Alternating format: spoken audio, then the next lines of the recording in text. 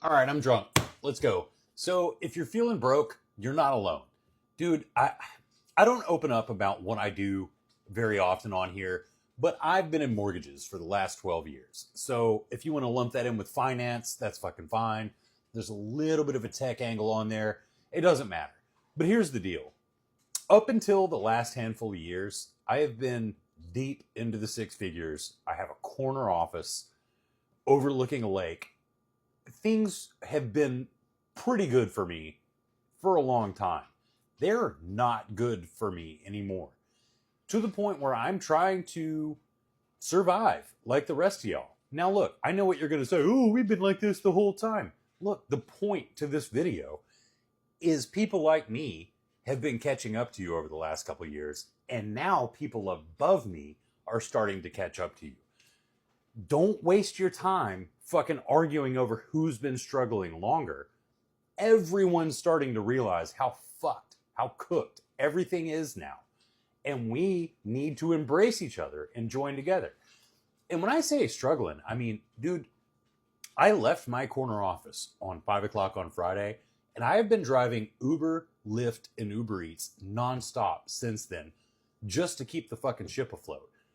Because to own the home that you owned when things were good, to feed your kid no matter whether things are good or bad, all of those things, you have to do what you have to do. And it means swallowing your pride and driving fucking Uber and DoorDash and whatever the fuck else is coming on. I just got signed up with the fuck Walmart Spark. I don't know. I did one. I didn't really like it. I may not do it again. But I might start making more videos about kind of the dichotomy there. Like, I work in a world where you're supposed to be successful and you're on your grind set and all that shit, but nobody's fucking making money. Everybody's fucking faking it. Because what a lot of people don't realize is no matter where you fit in the kind of finance world, the real estate world, the mortgage world, they're all super related, but it's all either mostly or 100% commission. If you ain't fucking closing deals, you ain't eating. So all of us are coming up with these weird side hustles. This is one of them. The whole reason I started this TikTok is like, I'm desperate enough to where I see these young kids making money. So my old ass is going to jump on here and see what it is. And I've made a little, but don't let these fuckers fool you.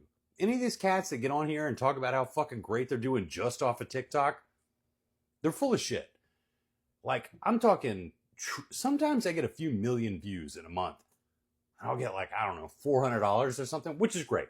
My only goal with this app is to make the phone that I'm talking to you on pay for itself. And I'm averaging making that happen. So that's good. My only goal with Uber and Lyft is to make my car pay for itself. My car makes its car payment. That's great. My only goal with the mortgage job is to make other people's houses pay for my house. Luckily, with the way shit's going, I only have to close a deal every so often to squeeze that in. But like, I don't know how else to tell you. I get it. You're going to be like, oh, tiny violin, cry me a river, all that shit. But my life has changed dramatically. And I'm just opening up and sharing that with you, that I, for a long time, didn't worry about money. Now, every fucking day, I lose sleep over it most nights. I am constantly thinking about fucking money. And it's maddening. And it deteriorates people's mental health. And I've started to understand people that I didn't understand leading up to this time in my life. Once again, I get it. Fucking cool it in the comments, okay? I'm just catching up. Give me a minute. It's crazy.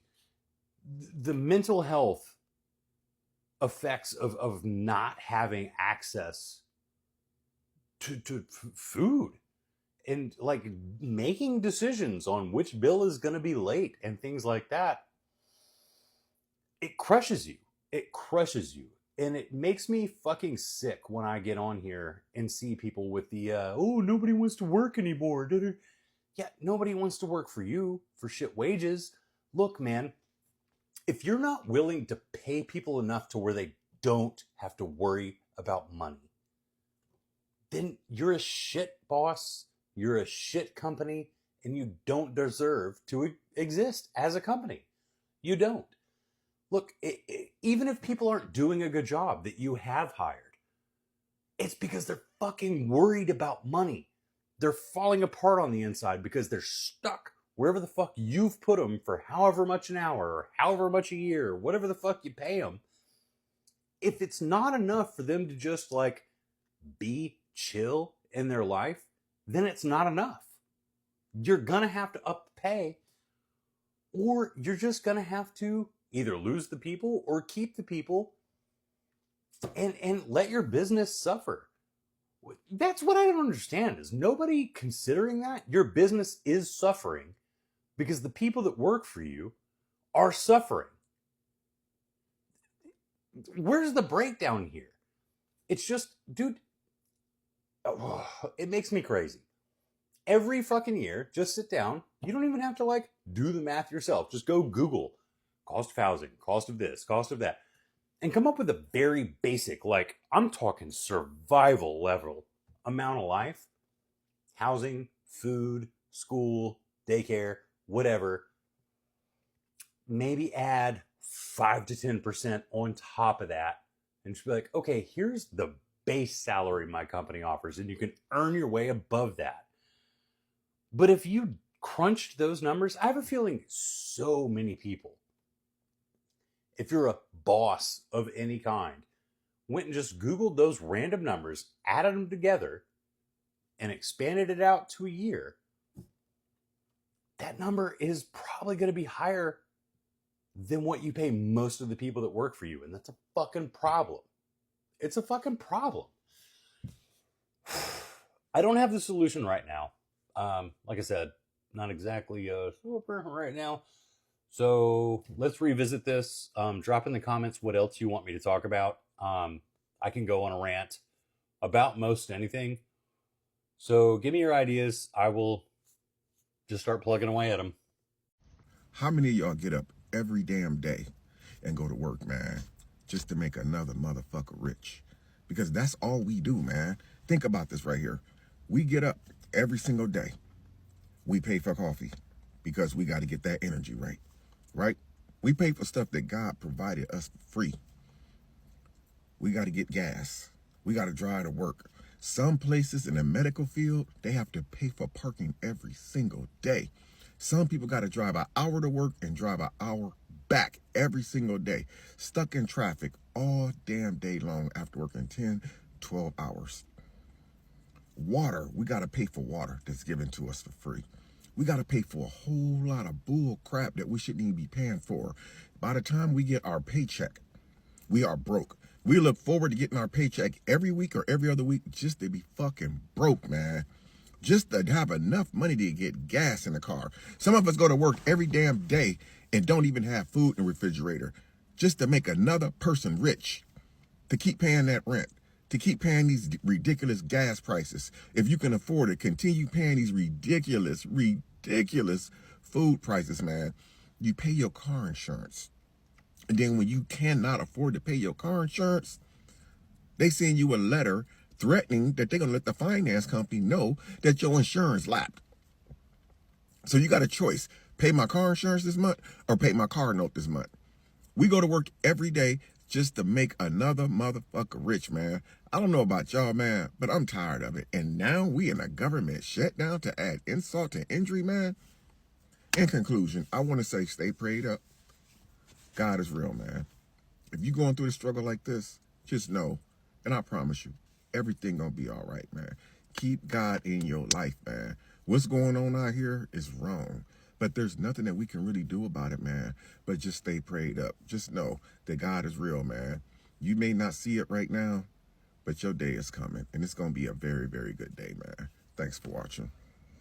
It's 2025 and you just got to be really real with people as to why they are not happy. And a lot of it is because they don't understand the simple tenet of life, which is that life is unfair. Hear me out. A lot of people are not going to like that statement because they've been raised with unrealistic expectations. They are raised with unrealistic expectations, as they expected that by this time that they could just work one job and have a big house and have a luxury vehicle, have a wonderful spouse and great children. This is an unrealistic expectation. A lot of people were raised like that. Their parents said, hey, look, if you just work hard, you get a job and that's how it's gonna be. But their parents were wrong. Unless you work a very good job, a very privileged job, like let's say AI engineer, if you're one of those AI engineers that work for OpenAI and that just recently got stolen by Meta, then yes, that would be the case for you. Or let's say you're a brain surgeon, then yes, this would be your life. But how many people are AI engineers and brain surgeons? I would say 99.9% of the general populace, including myself, that's not gonna be your future. That's not gonna be your future. You and I cannot pass or go. We're not gonna make it, okay? So there's this unexpected, there's this unfulfilled fantasy, this complete, utter lie that you've been told since you're little. Oh, get a job, what a joke, right? Again, to survive and live a luxurious life, you would have to have a luxurious job to get there. Like NBA star. How many of us are NBA stars? How many of us are NFL stars? 99.9% again will not qualify. So then you're left with grappling with reality. Once you start nearing young adulthood or early adulthood, you start realizing, a lot of the stuff that I've been told might not be true. I might have to work a lot harder than other people because I simply don't have as much privilege as they do. And this is where the problem starts, is a lot of people then just go ahead and start bitching about privilege, and the very small minority actually do something about it and make something of themselves. So whatever you decide to be the future, it's your own choice, but know that yes, you're probably not going to be privileged. You're probably going to have to work a lot harder than other people because life is not fair.